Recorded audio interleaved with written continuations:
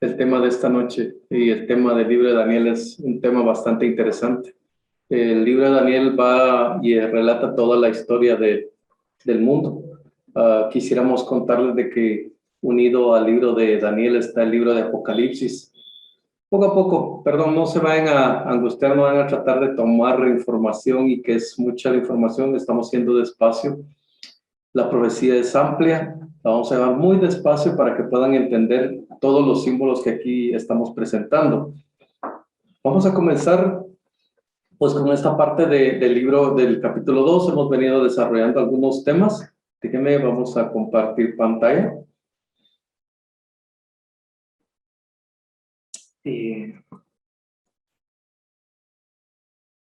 Bueno, perdón un segundo mientras preparo. Ahí estamos.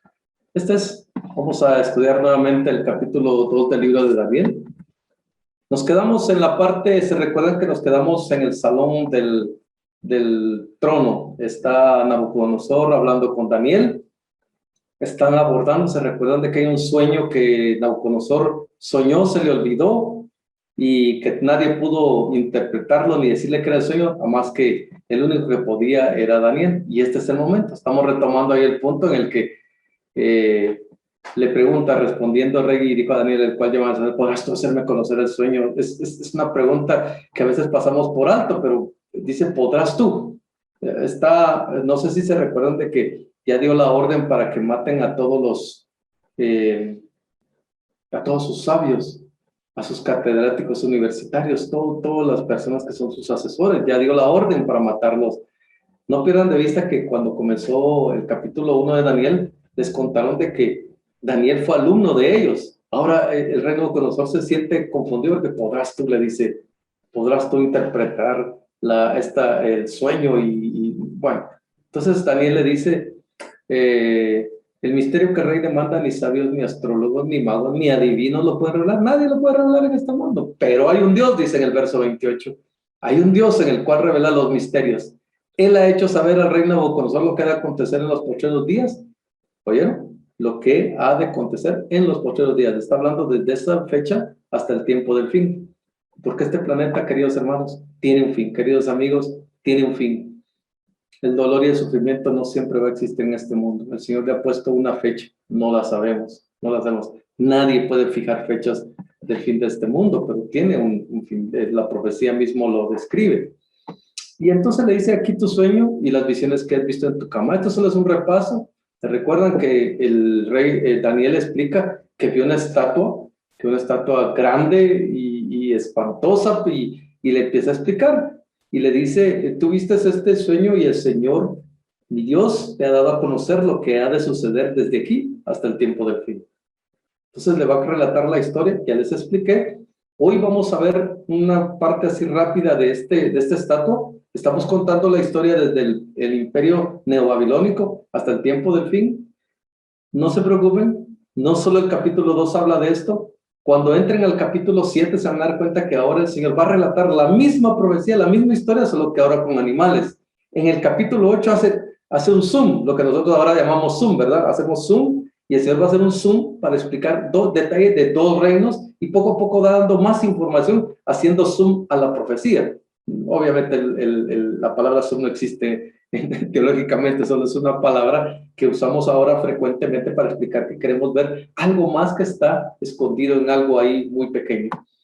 Bien, ¿se recuerdan de que Daniel está explicando a Nabucodonosor de que la estatua, su cabeza era de oro, sus brazos y sus pechos eran de plata, sus muslos y su vientre de bronce, sus piernas de hierro?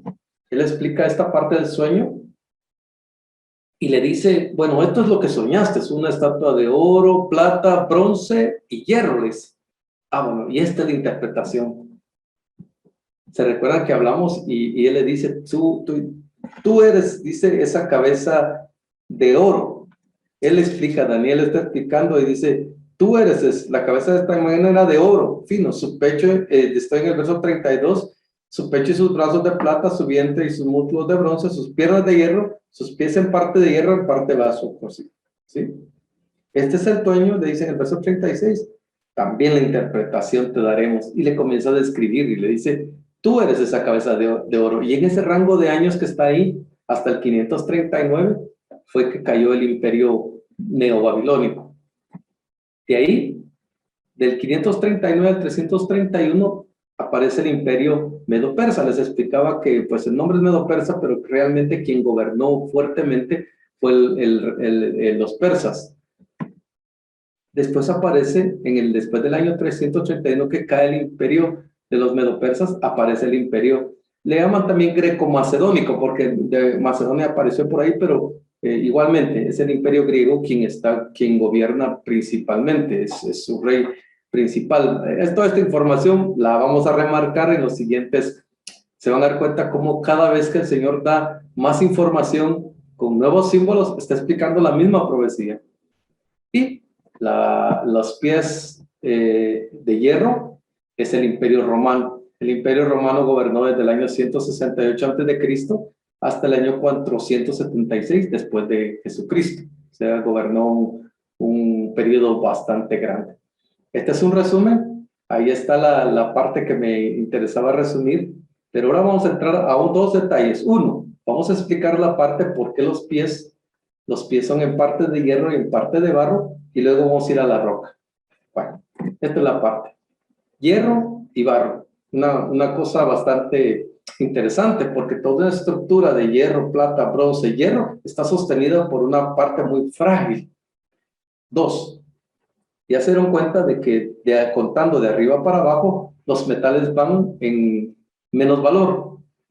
El oro es el metal más precioso que tenemos en el planeta. La plata también, pero no tiene ese valor que tiene el oro. El bronce menos. El bronce, pues, otra vez les decía, en la profecía del capítulo 7 y 8, por ahí les van a dar información interesante acerca del bronce. Un reino refulgente, o sea, tuvo un aparecimiento así fuerte, brillante, grande, pero igual como el bronce pierde su brillo, igual el reino decae completamente muy rápido, muy rápido. Esa parte de la historia es muy interesante, bueno, todo al final. Y la parte de hierro, la parte donde aparece el imperio romano. Se recuerda que el imperio romano ya estaba gobernando cuando Jesús vino a esta tierra. Jesús muere y aún así sigue el imperio romano, sigue gobernando. El imperio como tal, como imperio romano, como se recuerda que estamos hablando de imperios universales, que son gobiernos que gobernaban toda esa parte. Se recuerda que también que la parte que había habitantes era de ese lado del mundo, estaba muy habitada, y esos imperios llegaron a ser grandes. Entonces el imperio romano llegó a ser una inmensidad. Llega un momento en que ese imperio romano se va a dividir. También lo van a ver adelantito. Hay otras figuras interesantes, cómo es que se divide. Y el imperio romano entra en crisis. Y en el año 476 entra una invasión de tribus germánicas, la Europa, que ahora conocemos nosotros, era todo un imperio, era el imperio romano y más allá. Todo eso era el imperio romano, pero hay un momento en que empiezan a aparecer tribus germánicas, empiezan a aparecer y ellas, esas tribus, son las que empiezan a hacer que se fragmente el imperio romano. Bueno, les van a explicar, son 10 tribus, adelante están, y no me quiero adelantar a los nombres ni a los sucesos, pero vas a dar cuenta cómo hay un momento que el imperio romano se fragmenta y queda fragmentada en 10 tribus. Obviamente esas tribus pues tenían sus propios intereses y comienza ese movimiento de expansión. Cada tribu comienza a tratar de ganar espacio y cada tribu agarró un espacio de la Europa de la que hoy se conocen los países. Por ejemplo, los francos agarraron toda esa área que es de Francia, obviamente no exactamente como la frontera actualmente, pero esa parte agarraron y después se fueron, digamos, no sé si la palabra correcta es empujando, cada uno se fue acomodando a esos espacios y aparecieron los serlos, los vándalos, los burgundios, todos ellos comenzaron a tribus que andaban haciendo guerra y fueron asentándose en algunos lugares muy especiales. De eso vamos a hablar cuando estamos hablando del hierro y el barro. Dice al final del verso 33, dice, sus pies en parte de hierro y en parte de barro cocido. Significa de que a pesar de que se iba a fragmentar el imperio romano, aún iba a persistir el espíritu o algunas cosas del imperio romano al interior de esa división. Acompáñenme a leer el verso 41. Quienes están usando la Biblia, voy a leer Reina Valera el 60, aunque yo aquí tengo también una nueva versión internacional en mi celular y bueno, podemos leerlo ahí a partir de, solo para que vean de que las versiones cambian, pero realmente es el mismo mensaje. Vamos a leer. Dice la nueva versión internacional: Su Majestad veía que los pies y los dedos de la estatua, estoy en el verso 41, era mitad hierro y mitad de barro cocido. El hierro y el barro que Su Majestad vio mezclados significan, estamos viendo la palabra, dice, de una vez está dando la interpretación, significan que este será un reino dividido.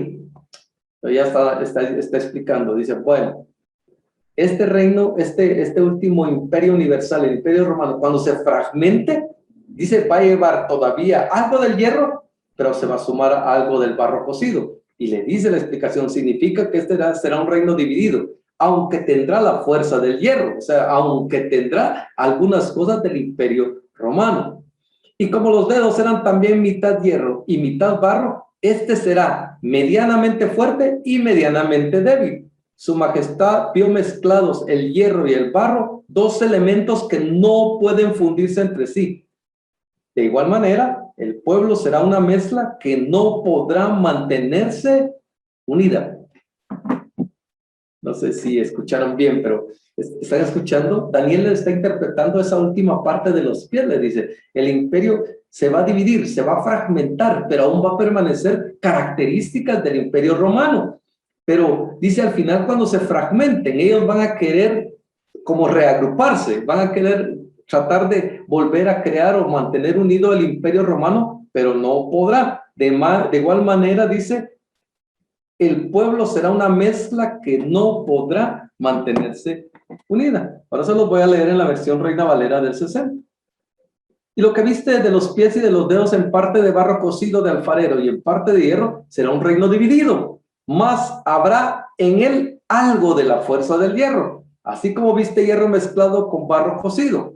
Y por ser los dedos de los pies en parte de hierro y en parte de barro cocido, el reino será en parte fuerte y en parte, en parte fuerte y en parte frágil. Así como viste el hierro mezclado con barro, se mezclarán por medio de alianzas humanas. Otra versión dice por casamientos, pero no se unirán el uno con el otro como el hierro no se mezcla con el barro.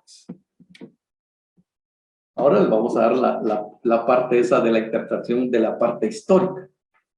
Cuando el imperio romano cae en el 476 a través de estas tribus que aparecieron en la Europa y comenzaron a haber presión y comienzan a fragmentarse todo el imperio romano, luego de que ya están divididos, ya que ya cada quien ya tomó posesión de algo, siempre uno de ellos está tratando de reagrupar otra vez a todos. Obviamente, pues son fuerzas, están peleando con ejércitos, fuerzas políticas, estratégicas y todo, y cada uno está tratando. Uno de los primeros que trató de reagrupar y hacer el mantener unido el imperio romano fue Clodoveo I.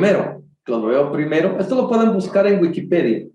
Todos los nombres que les voy a dar lo pueden buscar en Wikipedia, se dan cuenta. Clodoveo I intenta reagrupar, jala uno, jala otro, pero no puede. Después aparece Carlomagno. Todos estos nombres, creo que los que les decía la vez pasada, tuvimos el privilegio de estudiar historia en la primaria y en la secundaria, estos nombres son muy comunes.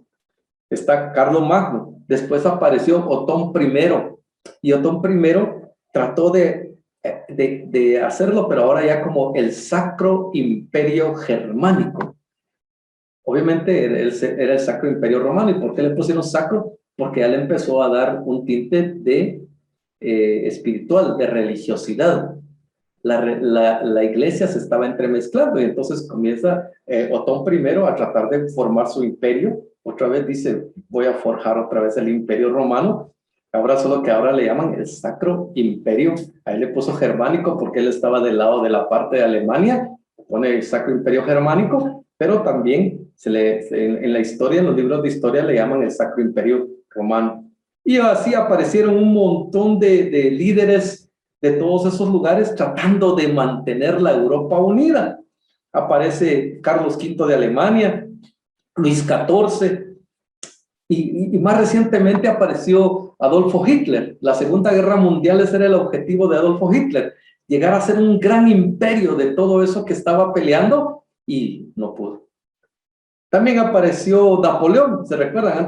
Obviamente antes de Adolfo Hitler, Napoleón también trató de hacer lo mismo. Desde Francia empezó a invadir y empezó a crear tratando de crear un imperio universal como los 4 imperios, pero el Señor había dicho que solo 4 imperios: el babilónico, el medo-persa, el griego, el romano, y nada más. Lo demás iba a fragmentar y nunca más se iban a unir. Él mismo lo dijo en la profecía. Pero cómo estos líderes pensaron en unir. Napoleón empezó a invadir y se recuerdan que llega un momento en que topa en Rusia y el frío, la nieve, lo hace frenar y empieza a sufrir derrotas y empieza a retroceder de tal manera que pierde esa oportunidad de unir. Y ahí se terminó su imperio, el imperio que quería crear Napoleón, como el que trató de crear Adolfo Hitler. También Charles de Gaulle, se recuerdan que Charles de Gaulle desde Francia trató de manejar la resistencia contra Hitler, y cuando lograron votar a Hitler, él también trata de crear eso mismo estratégicamente, pero no se puede. Y bueno, y últimamente, miren, se ha tratado de unir Europa.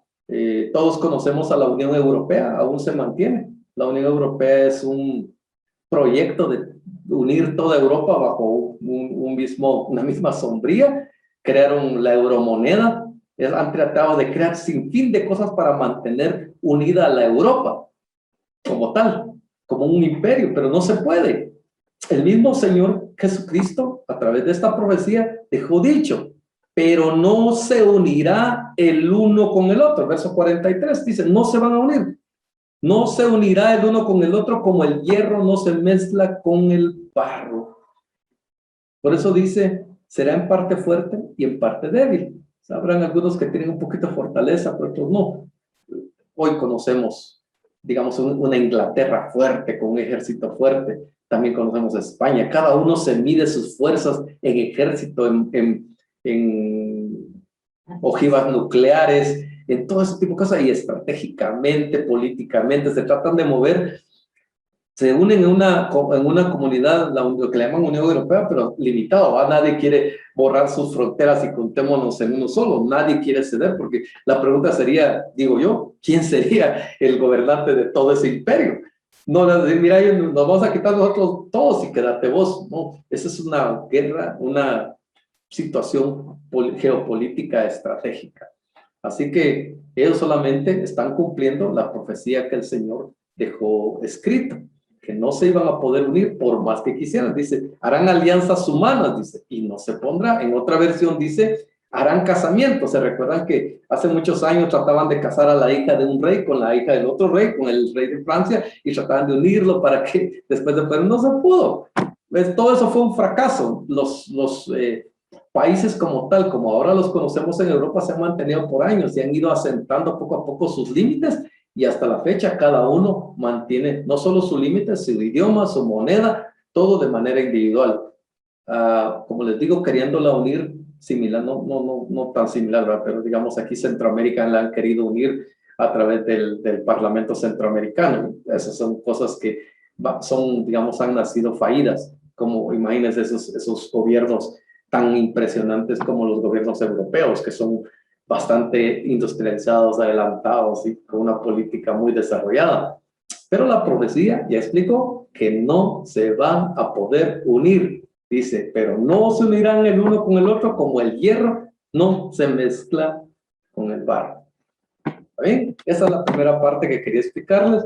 Más adelante le van a explicar todo eso de las tribus que aparecieron, que surgieron. Se remarca en el capítulo 7, les van a explicar este tema a mayor detalle. Bueno, la segunda parte que le quería explicar, la segunda parte del tema de esta noche, es esto. Verso 44. Y en los días, voy a regresar al verso 43 para que agarremos el contexto. Así como viste el hierro mezclado, este es el verso 43, como viste el hierro mezclado con barro, se mezclarán por medio de lanzas humanas, pero no se unirán el uno con el otro como el hierro no se mezcla con el barro. Y en los días de estos reyes, ¿cuándo dice? En los días de estos reyes. ¿De qué reyes? De esta división que tienen los pies de barro y de hierro. En los días de estos se dan cuenta que la estatua ya no tiene continuidad. Si el Señor está contando toda la historia, significa que el mundo va a terminar así dividido. La Europa que conocemos va a terminar así, en parte de hierro y en parte de barro. Por eso dice, y en los días de estos reyes, y es que estamos viviendo en esa época, en los días de estos reyes, de la Europa dividida, y en los días de estos reyes, el Dios del cielo levantará un reino que no será jamás destruido, ni será el reino dejado a otros, de otro pueblo, perdón. Desmenuzará y consumirá todos estos reinos, pero él permanecerá para siempre. Bueno, vamos a regresar un poquito, solo para recordar que en el verso 34, se recuerdan, ahí la figura que están viendo, pues solo es un ejemplo de cómo, de algo que sucedió, que es, obviamente ya les he explicado, esto solo es la imaginación de los artistas para tratar de ejemplificar lo que está escrito aquí en la poesía, pero oigan lo que dice el verso 34. Estaba mirando, bueno, voy a regresar en el 33 para agarrar otra vez contexto. Sus piernas eran de hierro, sus pies en parte de hierro y en parte de barro cocido. Estabas mirando, está en ese momento, hasta que una piedra fue cortada, no con mano, e hirió a la imagen. ¿Dónde dice el verso 34? En sus pies, dice. Miren, la piedra esta, la roca esta, para destruir todos estos imperios, podría haber caído en el oro. No se podía, porque significa que hubiera destruido el imperio babilónico. Entonces, ¿dónde cae? Esa piedra dice, no lo digo yo, lo dice la palabra de Dios, dice, dice, estaba mirando hasta que una piedra fue cortada, no con mano, dice, o sea, está hablando de algo celestial, e hirió a la imagen en sus pies de hierro y de barro cocido y los desmenuzó. Entonces fueron desmenuzados también el hierro, el barro cocido, el bronce, la plata y el oro. Y fueron como tamo, o sea, como polvo de la era de verano. Y se los llevó el viento sin que ellos quedaran rastro alguno. O sea, no va a quedar nada de la historia de ellos. Mas la piedra que hirió a la imagen fue hecha un gran monte que llenó toda la tierra. Ese es el sueño, dice, y esta es la interpretación. Entonces, por eso es que le estamos leyendo el verso 44. Y en los días de estos reyes, el Dios del cielo levantará un reino que no será jamás destruido. Queridos amigos y hermanos, lo que está explicando la profecía es que en los tiempos de los pies que estamos viviendo en la Europa dividida, el Señor va a intervenir. Por eso es la premura de hablar de este tema.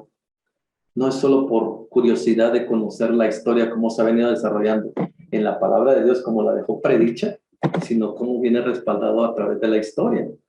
Y si todo es correcto, toda esa secuencia de imperios está correcta, y la piedra va a topar en este momento en los pies que están divididos en parte de hierro y en parte de barro cocido, significa de que esa roca muy pronto va a golpear esa estatua. Esa roca muy pronto va a intervenir en la historia de este mundo. Entonces la pregunta es, y les adelanté hace 8 días en parte de eso. Miren, ¿qué es la roca? Fijemos. Lo que dice Deuteronomio 32:18 dice, de la roca que te creó, te olvidaste. Te has olvidado de Dios, tu creador. Entonces, ¿quién es la roca? Nuestro creador, Jesucristo. Jehová, roca mía y castillo mío, y mi libertador, Dios mío, fortaleza mía, en él confiaré. Mi escudo y la fuerza de mi salvación, mi alto refugio. Porque ¿quién es Dios sino solo Jehová? ¿Y qué roca hay fuera de qué? De Dios. Entonces, queridos hermanos, bueno, damos el último. Venid, aclamemos alegremente a Jehová, cantemos con júbilo a la roca de nuestra salvación. Entonces, costará mucho entender de qué figura estamos hablando cuando estamos hablando de una roca que va a golpear los pies de la estatua. Si toda la estatua es la historia del mundo, la roca es el final de la historia, golpeando en los pies, que es la Europa dividida. En el tiempo de esta época de los pies, dice, intervendrá Dios para acabar con todo el dolor, el llanto, la tristeza de este planeta. Las rocas, queridos hermanos, como lo explica la palabra de Dios, no lo digo yo, miren. Y aquí dice, cuando estaban hablando de Éxodo, cuando el pueblo de Dios venía caminando en el desierto, dice aquí: yo estaré delante de ti, ahí sobre la peña en Horeb, y golpearás la peña y saldrán de ellas agua, y beberá el pueblo. Y Moisés lo hizo así en presencia de los ancianos de Israel. Y ahora lo que dice Corintios, eso está en el Antiguo Testamento, Éxodo. Ahora oigan lo que dice Corintios, recordando este texto. Y todos bebieron la misma bebida espiritual, porque bebían de la roca espiritual que los seguía, y la roca era Cristo. Creo que más claro ya no se puede, queridos hermanos y amigos. Jesús está por intervenir en la historia de este planeta. Como les digo, esto es el bosquejo más grande, pero es el cimiento de la profecía que vamos a entrar a estudiar a través de los capítulos 7, 8, 9 y todos esos capítulos 10 hasta el 12 van a relatar con más detalle toda esta parte de la historia.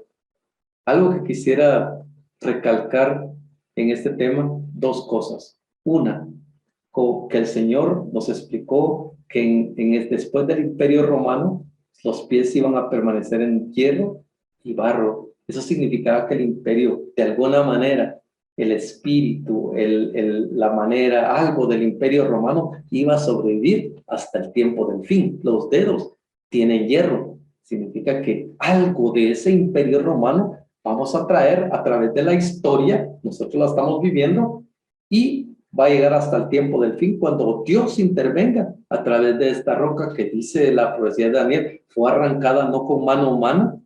Eso está explicando que es algo celestial. Vino la roca y golpeó ahí. La intervención de Jesús, queridos hermanos, es muy pronto. Para terminar, quisiera que leyéramos este texto que se encuentra en Segunda de Pedro. Perdón, aquí abajo puse Éxodo 17:6, perdón por el error, es Segunda de Pedro. Dice: el Señor no retarda su promesa. Perdón, lo voy a ubicar, perdón, ese fue un error no haber corregido esa parte. Segunda de Pedro, para los que no han manejado mucho la Biblia, está en el Nuevo Testamento, un poquito antes de llegar a Apocalipsis. Segunda de Pedro, el capítulo se llama El día del Señor vendrá. Ese es el capítulo 3. Y ahí empezamos a leer desde el verso 9. Aquí está en mi versión, es Segunda de Pedro 3:9.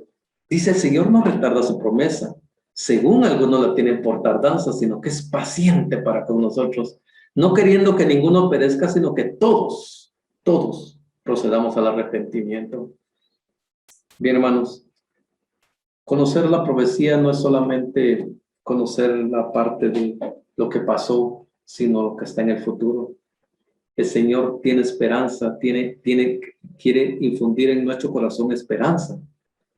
Él se recuerda que también el apóstol Pedro dijo: ahí tenemos la palabra profética, la cual hacemos bien en estar atentos como una antorcha que alumbra en lugar oscuro. Nos recomienda ir a la profecía para tener esa esperanza de saber, miren, si nosotros no estudiáramos la profecía, ni estaríamos enterados de que Jesús va a intervenir en la historia de este mundo muy pronto.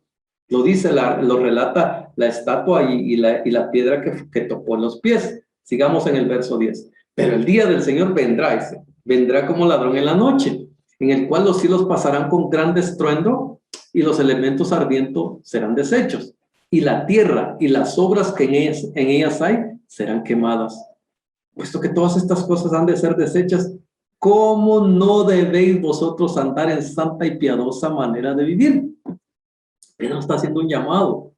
Dice: si todo lo que acaban de estudiar en las profecías de Daniel, si todo esto que estamos estudiando, si va a haber una intervención y va a suceder un evento grande y va a haber una destrucción, puesto todas estas cosas, dice el verso 11, ¿cómo no debéis vosotros andar en santa y piadosa manera de vivir? Esperando, dice, y apresurándoos para la venida del día de Dios, en el cual los cielos encendiéndose serán deshechos y los elementos siendo quemados se fundirán. Pero nosotros, Y cuando dice nosotros, estamos incluidos usted y todos los hermanos que nos dedicamos a estudiar palabra de Dios. Pero nosotros, dice, esperamos, según sus promesas, cielos nuevos y tierra nueva en los cuales mora la justicia. Queridos hermanos, estamos viviendo en un mundo injusto, ricos y pobres, gente esclavizada, gente que vive tirada en la inmundicia, en todo esto. ¿No creen que llegó el momento de que haya justicia? Y justicia no significa solamente en la ley, en el dinero, significa en todo sentido.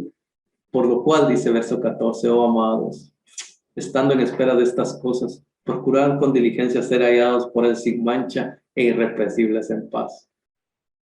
Bueno, hermanos, aquí termina el capítulo 2. Fue un panorama muy general de la historia de este planeta, pero con un detalle interesante: la intervención de Dios en la historia de este mundo. Quisiera, antes de terminar, hacer un llamado. ¿Un llamado a qué?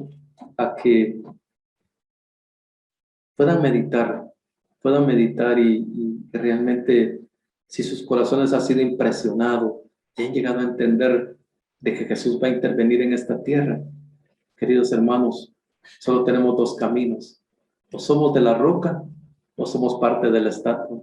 Pero no pierdan de vista que Daniel explicó que todo lo que sea de la estatua va a ser totalmente destruido, pero la roca viene para crecer y ser un gran monte, dice la palabra de Dios. O sea, va a llenar toda la tierra. La invitación está hecha. De parte mía, he terminado el capítulo 2, no sin antes invitarlos a que reflexionen y tomen la decisión, tomen la mano de Jesús, búsquenlo diariamente y, como dice, hoy es el día de la salvación. Hoy es, querido hermano. Así que yo los invito, inclinen sus rostros, vamos a orar. Querido buen Padre, gracias. Gracias porque a pesar de vivir en un mundo lleno de conflictos, de injusticia, de maldad, hemos llegado a entender a través de la profecía, Señor, que tú vas a intervenir, que has fijado una fecha en el calendario de la eternidad. Has fijado una fecha para intervenir en este mundo y destruir toda esa maldad. Padre, pero ¿cuántas personas en el mundo no conocen y entienden esta profecía? Y viven confiadamente, están viviendo su vida, van y vienen, Señor, como que no estuviera pasando nada. Pero la intervención tuya va a suceder. Sin embargo, hemos escuchado una esperanza a través de leer al apóstol Pedro. Dice que tú eres paciente. Gracias por eso, Señor. Sin tu paciencia estaríamos perdidos. Gracias por esa paciencia que nos tienes, esperando que nosotros procedamos al arrepentimiento, que procedamos a tomar tu mano, querido Padre, y caminar contigo rumbo a la eternidad. Otra cosa, en la misma oración, Padre querido, quiero pedirte, hay 3 personas que han clamado, Señor, antes de comenzar el tema, pusieron su nombre y pidieron una oración. Ahora yo sé que tú ya escuchaste el clamor de esos 3 corazones, no porque yo te lo diga, no como intercesor, porque el único intercesor es tu Hijo Jesucristo. Pero Padre, ya escuchaste ese clamor y esa necesidad de que tú intervengas en las cosas que están sucediendo con ellos. Esta oración, querido Padre, la hago por Marta Tujao, por Ingrid Castillo y por Araceli, 3 hermanas que están presentes hoy y que, Padre querido, en este momento están poniendo delante de ti su pedido. Obra conforme a tu santa y divina voluntad. Gracias por habernos escuchado. Gracias por habernos dado este conocimiento de tu palabra. Por favor, obra ese milagro en el corazón de todos mis hermanos, que todos juntos procedamos al arrepentimiento y caminemos junto a ti a la eternidad. Gracias, Señor, en el nombre de Jesús. Amén. Amén.